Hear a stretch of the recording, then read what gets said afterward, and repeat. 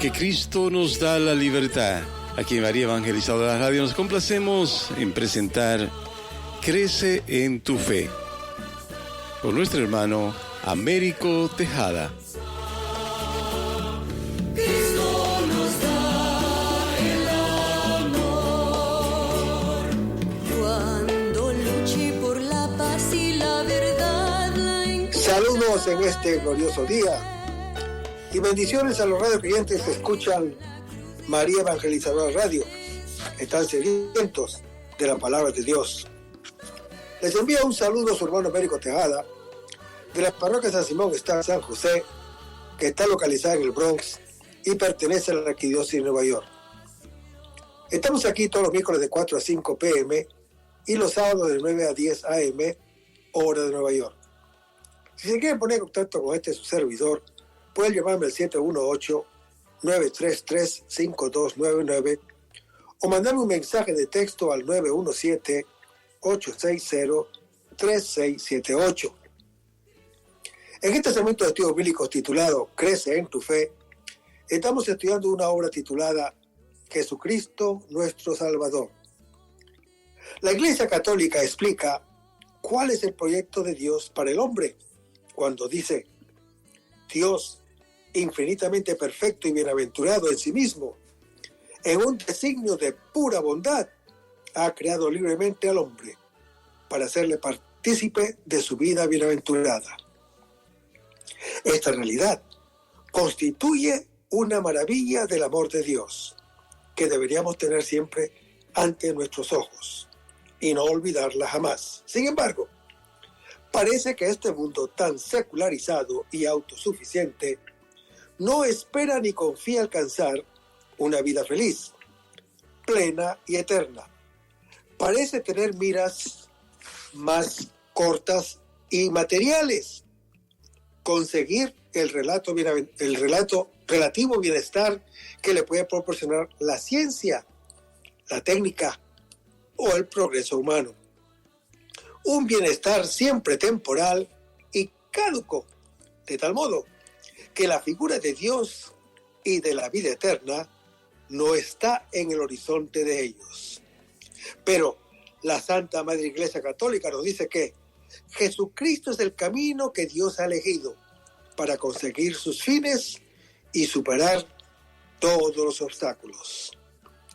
Él nos muestra aún más la maravilla de su amor misericordioso hacia nosotros con Jesús. Y con Él sí podemos alcanzar nuestro bien y felicidad para siempre. Estos estudios bíblicos pretenden facilitar un cierto conocimiento de la admirable riqueza y profundidad del misterio de Cristo. Vamos a comenzar este segmento con una oración. Lo hacemos en el nombre del Padre, del Hijo y del Espíritu Santo. Señor, que todo lo que hagamos este día inicie con tu bendición y termine con tu ayuda. Que todo lo que digamos este día sea motivado por tu amor e inspirado por tu gracia. Que nuestras obras de este día reciban tu inspiración y perduren en tu paz. Todas estas cosas, Padre Celestial, te las pedimos en el dulce y poderoso nombre de tu Hijo Jesús, que vive en el nombre del Espíritu Santo, quien es Dios, por los siglos de los siglos. Amén. En el último segmento, estamos en el Evangelio según San Mateo, capítulo 9, versículo 6, donde dice que Jesús no realiza la curación del cuerpo, sino la de todo el hombre, ya que en las creencias del judaísmo, las enfermedades se consideraban como la consecuencia de un pecado. Leamos las Escrituras. Más tarde, Jesús lo encuentra en el templo y le dice: mira, has recobrado la salud, no peques más, para que no te suceda algo peor. En Juan capítulo 6 nos dice eso el Señor Jesús. Ante las murmuraciones, Jesús hace ver que, puesto que tiene poder para curar los efectos del pecado, que es la enfermedad, también puede curar la causa, esto es, perdonar el pecado. Después, Cristo entregó este poder a sus sacerdotes. Cuando dice, a quienes perdonen los pecados les quedarán perdonados, a quienes se los retengan les quedarán retenidos. En Juan capítulo 20, que son, por tanto, instrumentos de la misericordia y de la justicia de Dios. Ellos ejercen el poder de perdonar los pecados en el nombre del Padre y del Hijo y del Espíritu Santo. Y en Lucas capítulo 7, versículo 48, donde Jesús perdona a la mujer pecadora, comenta San Ambrosio, gran santo de nuestra Iglesia Católica, cuando dice, el Señor amó no el ungüento, sino el cariño, agradeció la fe, alabó la humildad, y tú también, si deseas la gracia, aumenta tu amor. Derrama sobre el cuerpo de Jesús tu fe en la resurrección, el perfume de la Iglesia Santa y el ungüento de la caridad fraterna. Esta unción no es la de Betania, que está en Mateo capítulo 26. Esta mujer pecadora no es ni María la Magdalena de Lucas capítulo 8, ni la hermana de Marta de Lucas capítulo 10. Esta mujer pecadora muestra amor, porque sus pecados han sido perdonados, y no a la inversa. Es el amor que tiene esta mujer hacia Jesús, que se ha de comprender a la luz del primer mandamiento que está en Deuteronomio capítulo 6. Hermanos, ese amor es a la vez causa y efecto juntamente del pecado, por cuanto es perdonado. Ama como respuesta al perdón, y por cuanto ama, está abierta a acoger el perdón, que es la forma más grande del amor. Los gestos de esta mujer son la expresión plena de la fe en el perdón de Jesús. Ella entra a la fuerza en la casa de uno de aquellos que, para vivir en la presunción de la propia justicia, hace vano el plan de Dios. El fariseo autosuficiente, que conoce solo el mérito y ignora la deuda y el amor que la condena, no puede participar en la danza del amor, si antes no participa en el llanto de su pecado. La conversión más profunda es simplemente reconocerse pecadores y necesitados del perdón. Jesús aquí confirma que Él es ese Dios que se ha revelado. Un Dios que ama y perdona a todos, a los paganos enemigos, a los pequeños y a los pecadores.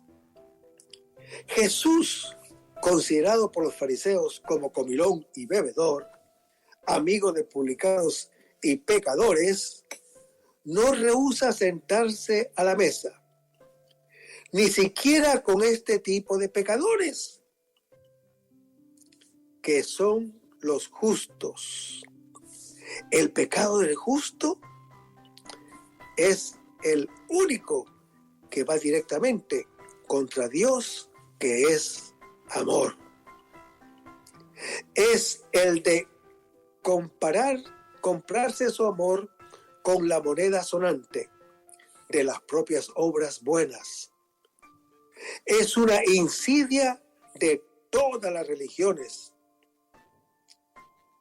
que suponen un Dios malo, que hay que volver propicio y puede vencerse con la experiencia de un amor gratuito. no merecido, al cual se responde con un amor igual. Este pecado contra el primer mandamiento denuncia la imposibilidad del hombre, inclusive bueno, para amar a Dios. Por la mentira originaria, Simón el fariseo tal vez es figura del cristiano tibio que observa la ley, pero no ama. Jesús, al aceptar la invitación del fariseo, muestra su bondad. Así como ama a la mujer que pecó por la prostitución, así ama también al fariseo, el hombre que peca por prostitución con respecto a Dios.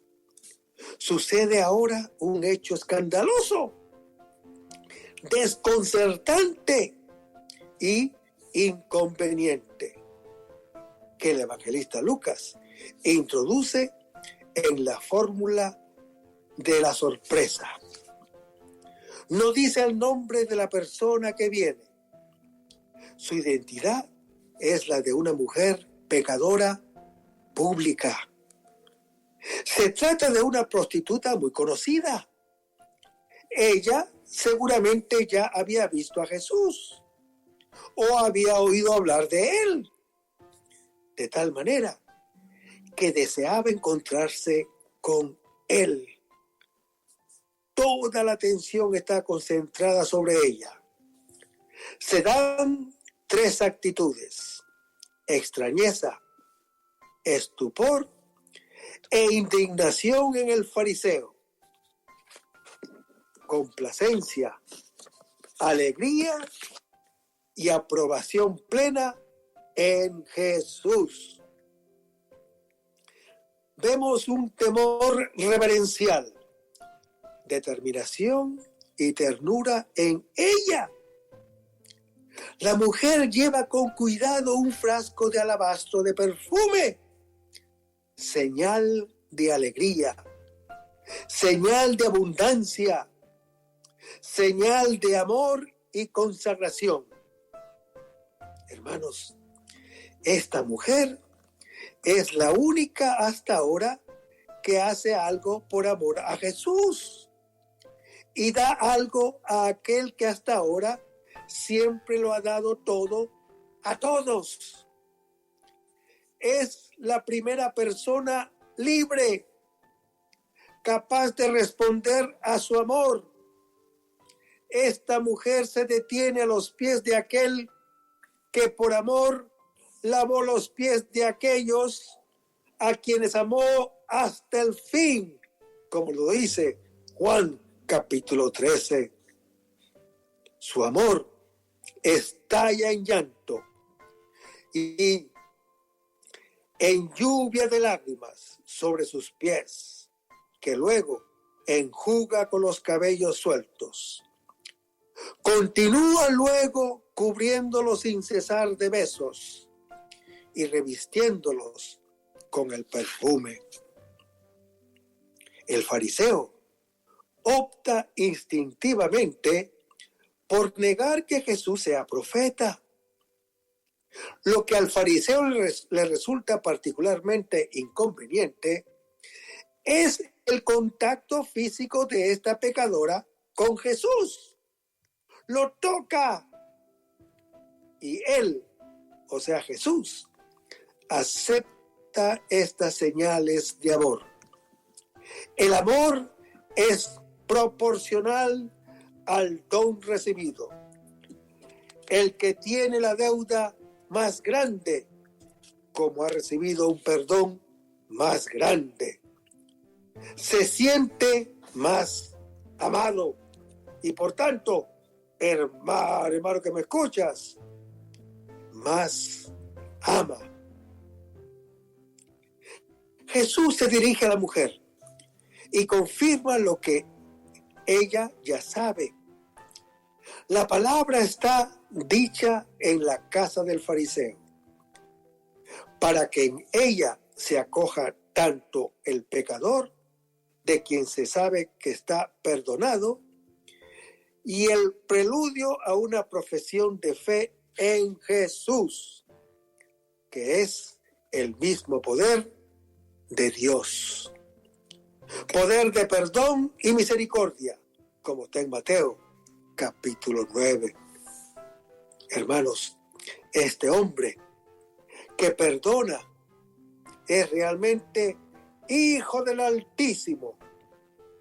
La misericordia del Padre, el amor de Dios a nosotros y la salvación es amarlo con todo el corazón, con toda el alma, con toda la fuerza, con toda la mente, como lo hizo esta mujer. Se equipará con Dios tanto en la autoridad como en las exigencias para con Él. Se compara a Dios en cuanto legislador, cuando dice: habéis oído que se dijo a los antiguos. Dios dijo en la ley. Pero yo os digo, nos dice el Señor Jesús en Mateo, capítulo 5, versículo 21. Hermanos, Jesús va a enseñar cómo su justicia debe ir más lejos que la letra de la antigua ley, porque ella reside en el corazón, como lo explica Jesús en Mateo capítulo 15. Jesús dijo: han oído que se dijo a los antepasados, no matarás. Jesús está citando Éxodo capítulo 20 y Deuteronomio capítulo 5. La expresión insulte a su hermano literalmente habría que traducirla por llamé raca al hermano. Raca significa necio, estúpido o imbécil. Y entre los judíos implicaba desprecio. Maldecir a una persona, literalmente llamarle renegado, supone la mayor ofensa. Es como decirle que ha perdido todo sentido moral y religioso. Jesús dice: han oído que se dijo, no cometerás adulterio. Y él cita Éxodo capítulo 20 y Deuteronomio capítulo 5 otra vez. Nuestro Señor también explica el significado pleno del precepto de la antigua ley sobre el adulterio y el deseo de la mujer del prójimo, condenando la mirada pecaminosa. Por ojo derecho y mano derecha se entiende lo que nos es más estimado. Jesús no quiere decir que haya que mutilarse físicamente, sino que se debe luchar sin concesiones y rechazar todo lo que pueda ser ocasión de ofensa a Dios. Jesús dice: también se dijo, el que repudia a su mujer, que le dé acta de divorcio. Y aquí Jesús cita Deuteronomio capítulo 24, que está en la ley de Moisés, y toleraba el divorcio por la dureza de corazón de los hebreos. Jesús restablece la originaria indisolubilidad del matrimonio, como está en Mateo capítulo 19. Hermanos, el sacramento del matrimonio crea entre los cónyuges un vínculo perpetuo y exclusivo. Dios mismo ratifica el consentimiento de los esposos. Por tanto, hermano que me escuchas, el matrimonio rato y consumado entre bautizados no podrá ser nunca disuelto. La frase, excepto en el caso de fornicación, no relativiza la indisolubilidad, sino que se refiere a las uniones ilícitas que no constituyen un verdadero matrimonio, que está descrito en Levítico capítulo 18. Jesús dice, han oído también que se dijo a los antepasados, no perjurarás, sino que cumplirás al Señor tus juramentos. Aquí él cita Números capítulo 30. Jesús dice, han oído que se dijo, ojo por ojo y diente por diente.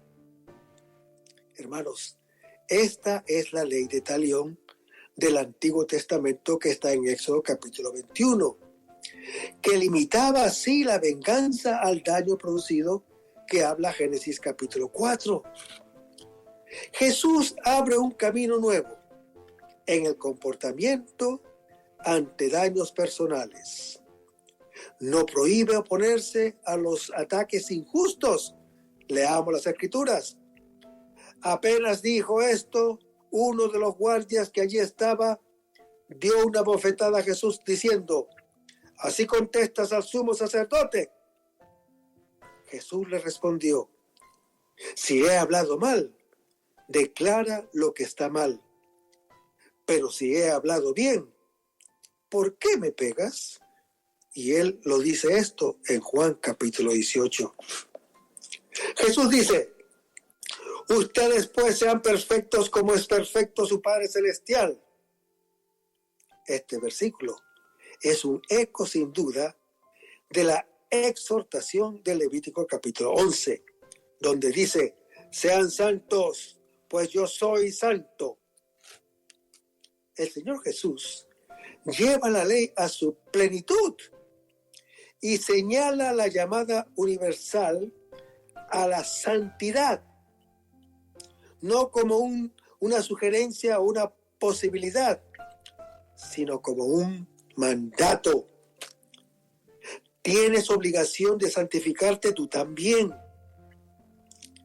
¿Quién piensa que esta es labor exclusiva de sacerdotes o religiosos? ¿Quién? Esto, hermano que me escucha, nos pertenece a todos nosotros, sin excepción.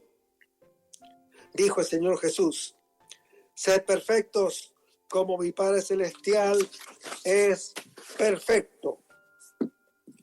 Y asimismo, en cuanto al poder de juzgar a los hombres, como está en Juan capítulo 5, versículo 22, donde el Señor Jesús habla de la igualdad y de la distinción entre el Padre y el Hijo.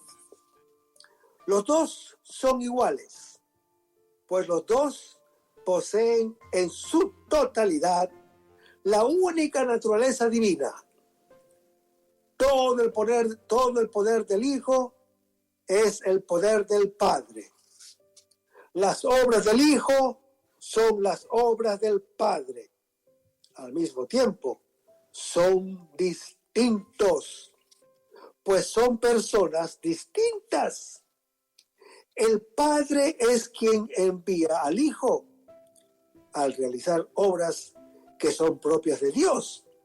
Cristo muestra su condición divina, porque el Padre le ha comunicado su poder absoluto. Y por lo tanto, hermano que me escuchas, el de juzgar a aquellos que lo reciban o lo rechacen. Vayamos a las Escrituras. Porque el Padre no juzga a nadie, sino que todo juicio lo ha entregado al Hijo. Hermanos, estas palabras del Señor Jesús son muy consoladoras.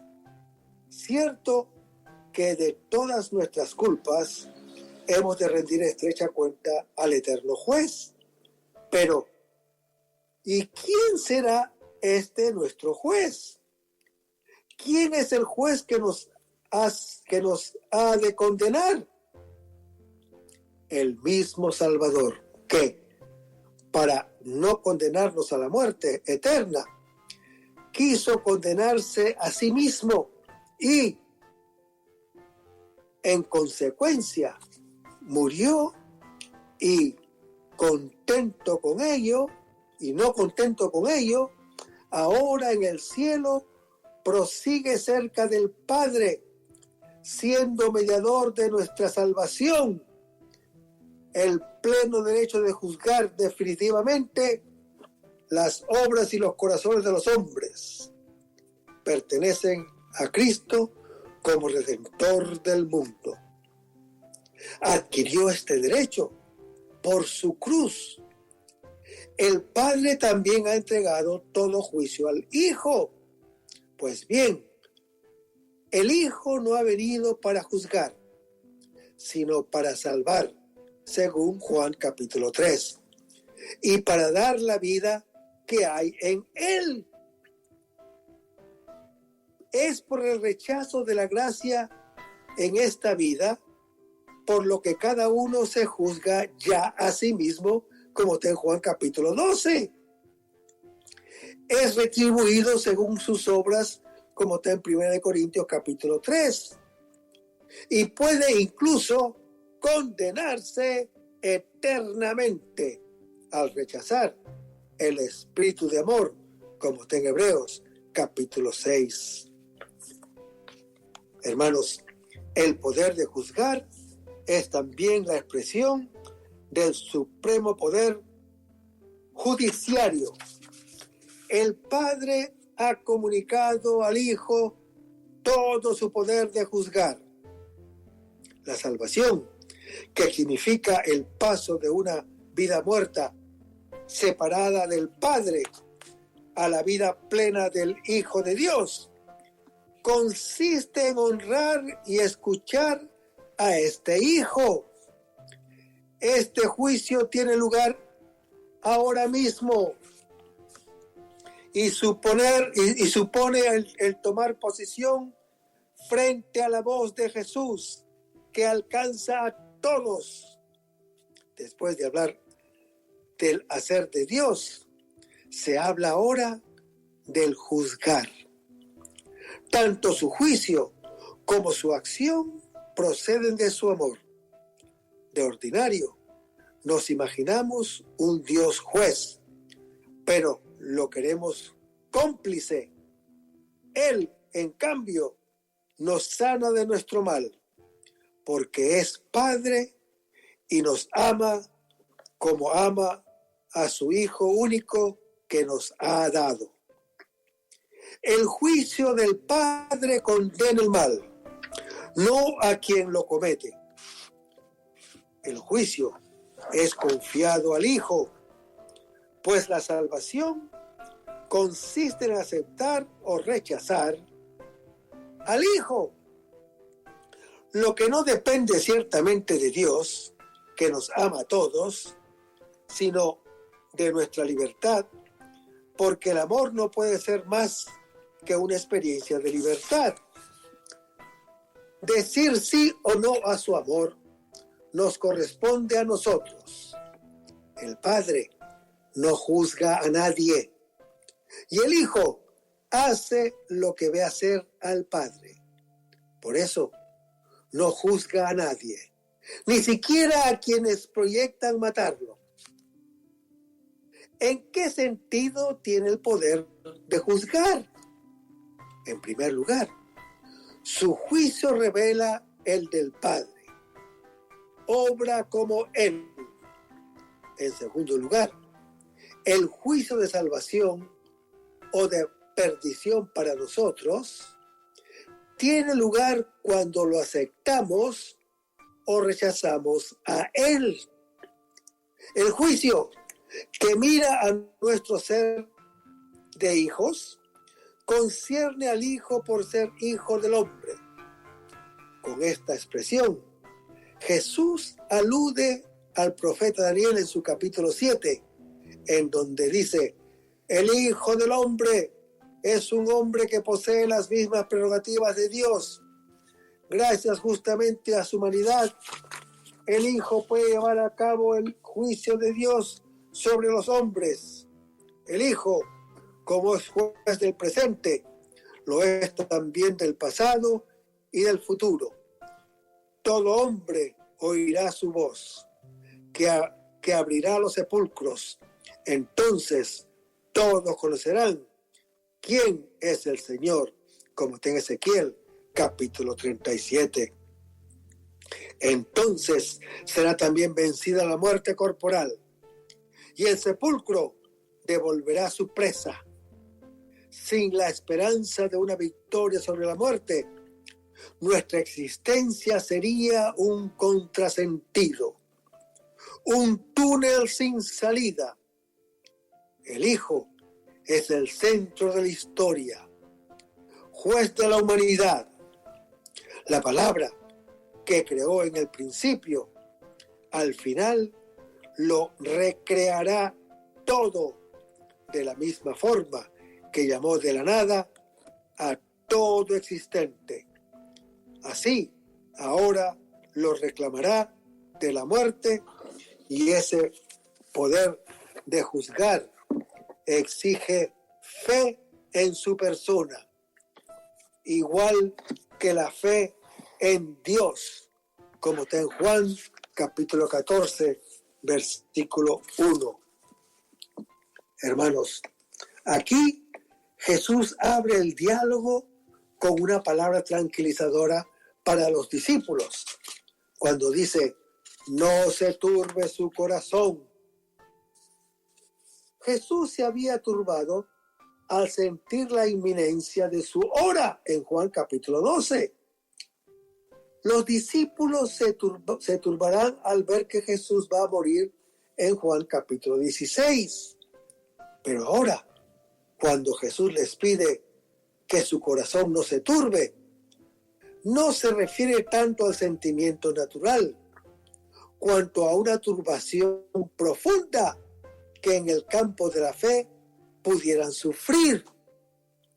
Aparentemente, el príncipe de este mundo saldrá victorioso cuando se logre dar muerte a Jesús. Sin embargo, hermano que me escuchas, la muerte de Jesús es un acto muy libre de su voluntad, como está en Juan capítulo 10. Y no es sino el camino necesario para su triunfo absoluto. Él lo sabe bien. Se lo ha dicho a sus discípulos cuando dice: y yo, si fuere saltado de la tierra, atraeré a todos hacia mí, en Juan capítulo 12. Y lo repetirá más adelante en Juan capítulo 16. Pero para comprender el misterio de la vida que brota de la muerte de Jesús, es necesaria la fe. Por eso agrega: creen en Dios, crean también en mí. Y Jesús continúa: en la casa de mi Padre hay muchas mansiones. Hermanos, con frecuencia se ha querido ver en esta palabra la afirmación de diversos grados de perfección adquirida en la tierra. Este sentido es extraño al pensamiento del evangelista Juan. El sentido de la palabra de Jesús es claro. Va a preparar moradas para todos sus discípulos. Morada viene del vocablo griego permanecer, morar, y designa un lugar de habitación estable y permanente. Esta figura viene desde muy antiguo, desde los discursos de Moisés sobre la entrada a la tierra prometida en los tiempos del desierto. Moisés invitó al pueblo de esta manera: yo les dije, no se asusten, no tengan miedo de ellos. Yahvé es su Dios, que marcha al frente de ustedes, que era Él que los precedía en el camino y les buscaba lugar donde acampar, como está en Deuteronomio, capítulo 1. Hermanos, evidentemente, la idea ha sido sublimada por Jesús al emplearla en el sentido de que Él va a su Padre para prepararles allí una morada, un lugar permanente a sus discípulos. Jesús da por descontado que los discípulos están turbados y asustados. Quiere tranquilizarlos y darles seguridad.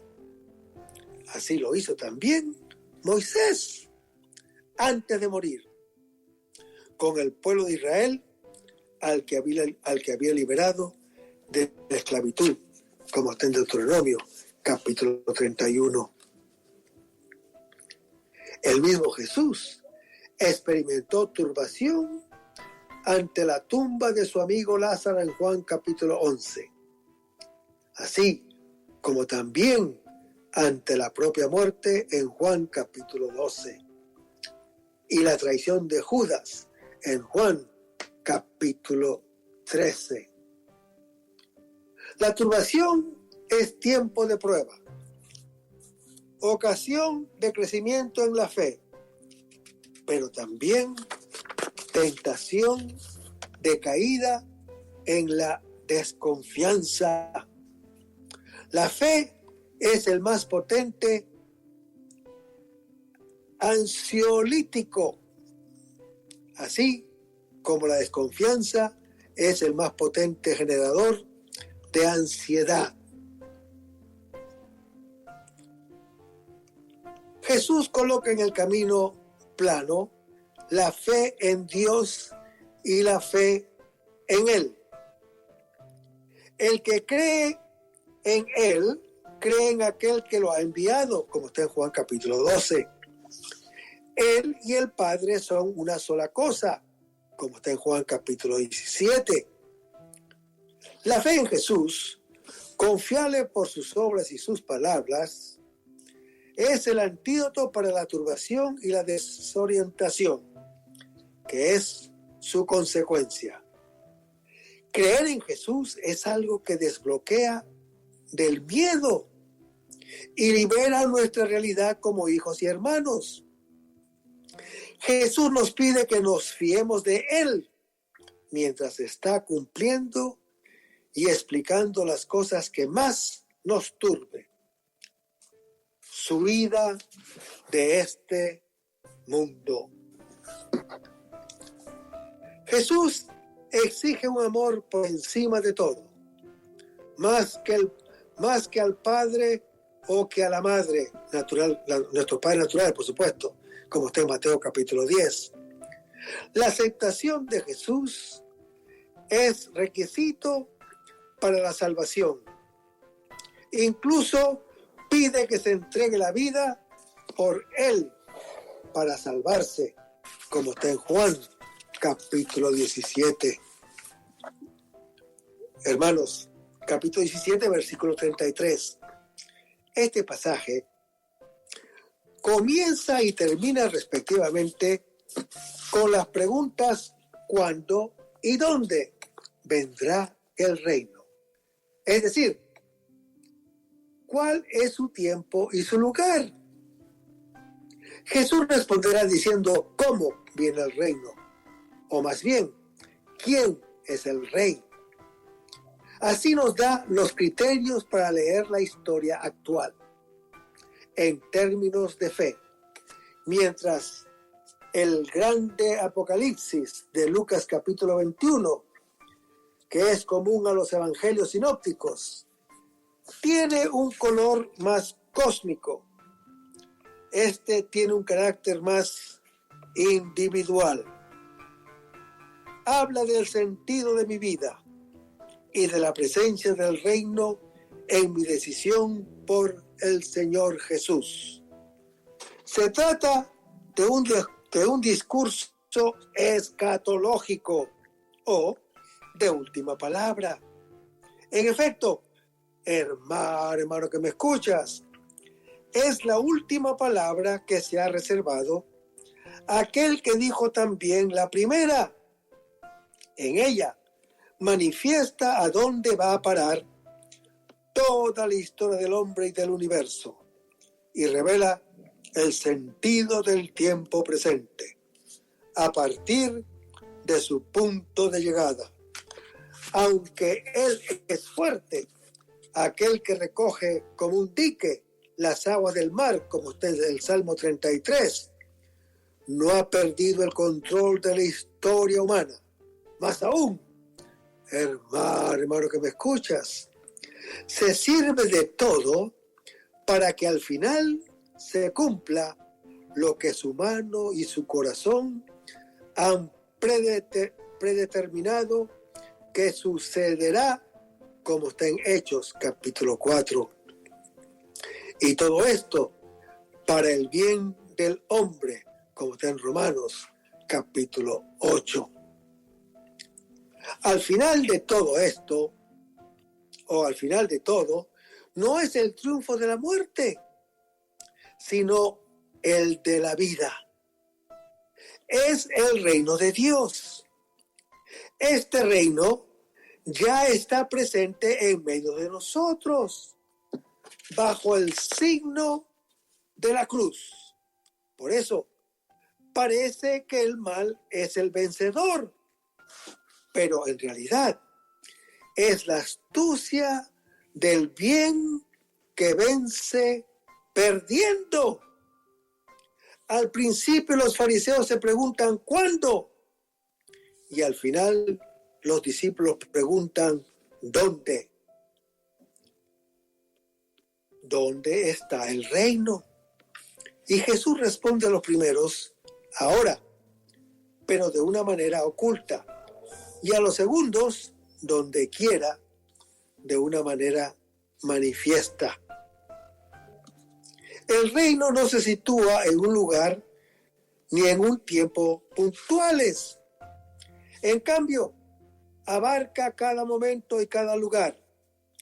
Se hace realidad donde y cuando el hombre orienta la propia vida, según el juicio de Dios.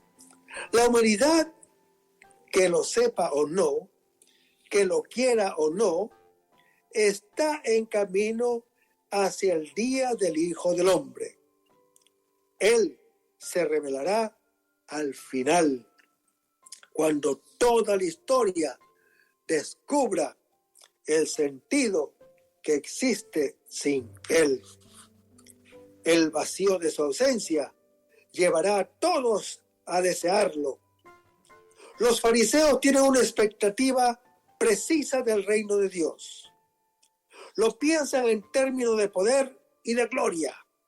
Por otra parte, así piensan también los discípulos, que formulan la misma pregunta antes que Jesús desaparezca definitivamente de sus ojos en Hechos capítulo 1. El reino es el deseo explícito de Israel e implícito de todo hombre, que es la salvación. De todos modos, el reino es siempre una presencia como la de la semilla y la levadura, sin ostentación y sin visibilidad. El reino no hay que añorarlo como ya pasado, ni soñarlo como futuro. Se ha de vivir como presente en la pequeñez, en el sufrimiento y en el ocultamiento. Él está presente en el samaritano, en el purificado de la lepra, el que celebra la Eucaristía. El centro de la historia humana es Cristo, por el cual y para el cual todo ha sido creado, en el cual todo tiene vida, subsiste y se recapitula, como está en Efesios capítulo 1. Quien intente guardar su vida la perderá, nos dice el Señor Jesús. Hermanos, este resumen de la enseñanza de Jesús es un dicho que es clave de discernimiento y criterio de acción. El hombre se pierde porque, movido por el egoísmo, trata de salvarse. Se salva, sí, solo al ser movido por el Espíritu de Cristo, que sabe perder por amor. Él existe ante todo y es el creador y conservador del mundo. Jesús mismo dice: ahora, Padre, glorifícame cerca de ti mismo, con la gloria que tuve junto a ti antes de que el mundo existiera, como está en Juan capítulo 17, versículo 5. Hermanos, el Señor Jesús se dirige al Padre como sacerdote y le ofrece el sacrificio inminente de su pasión y muerte. Es la llamada oración sacerdotal de Jesús. La glorificación que pide es dar a conocer al Padre, que se manifieste la divinidad de Cristo a través de su humanidad y ofrecer a los hombres la posibilidad de alcanzar la vida eterna. Hermanos, Jesús va a comenzar su gran oración al Padre.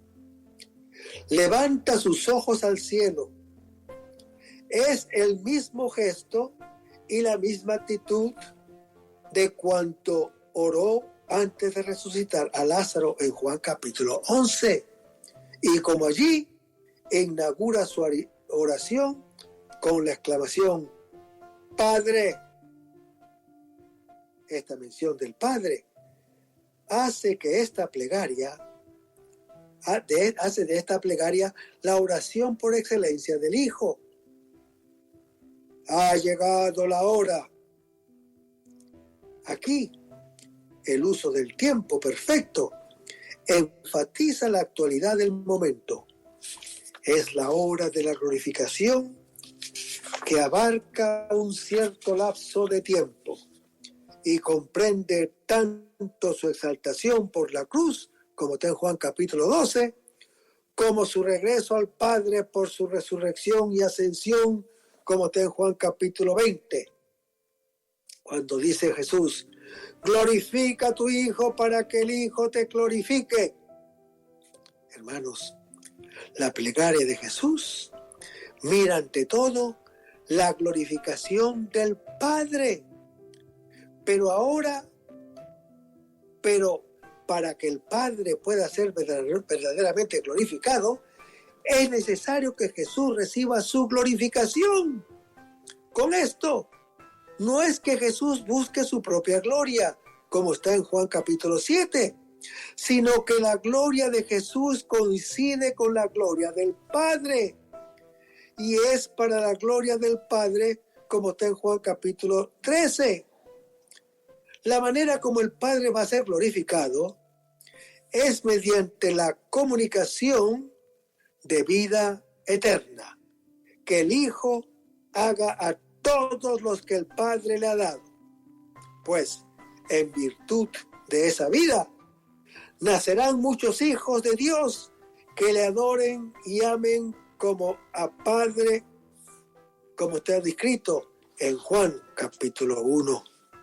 Según esto, tanto la donación de la vida eterna, de que trató la primera parte del Evangelio, como la donación del Espíritu Santo que está en Juan capítulo 7, estaban condicionados a la glorificación del Señor Jesús. La alusión a todo lo que me has dado en griego es un neutro singular que fortifica la expresión. Recuerda los textos paralelos del discurso del pan de la vida, donde los que creen en Jesús son presentados como un regalo del Padre para Jesús en Juan capítulo 6.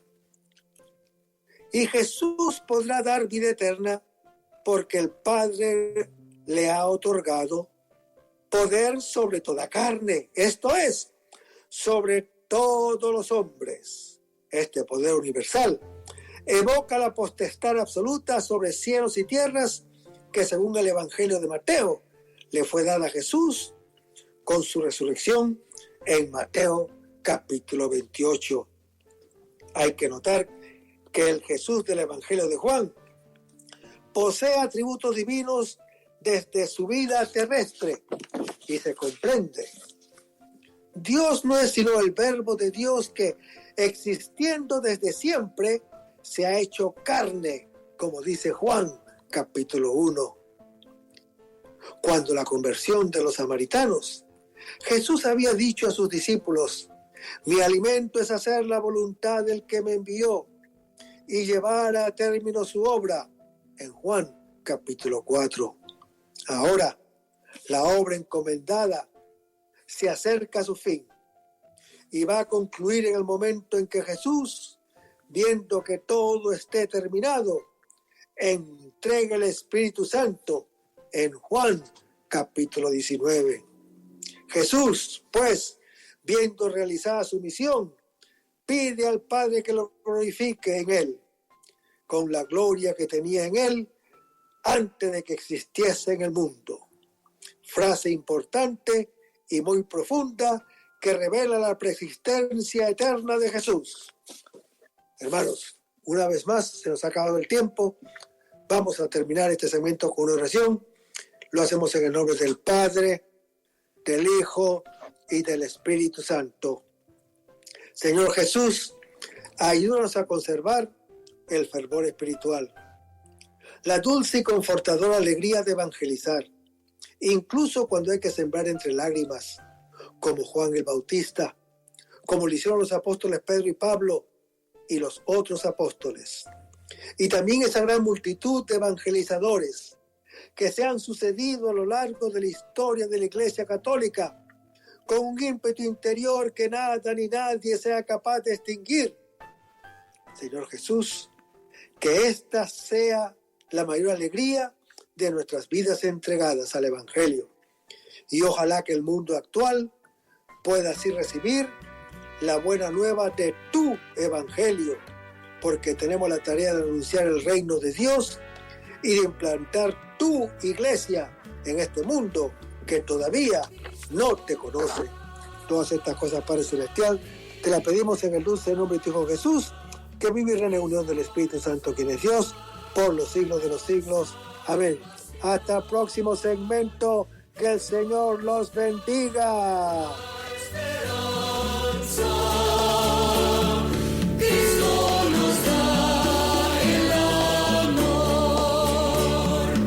Cuando luche por la paz y la verdad la encontraré.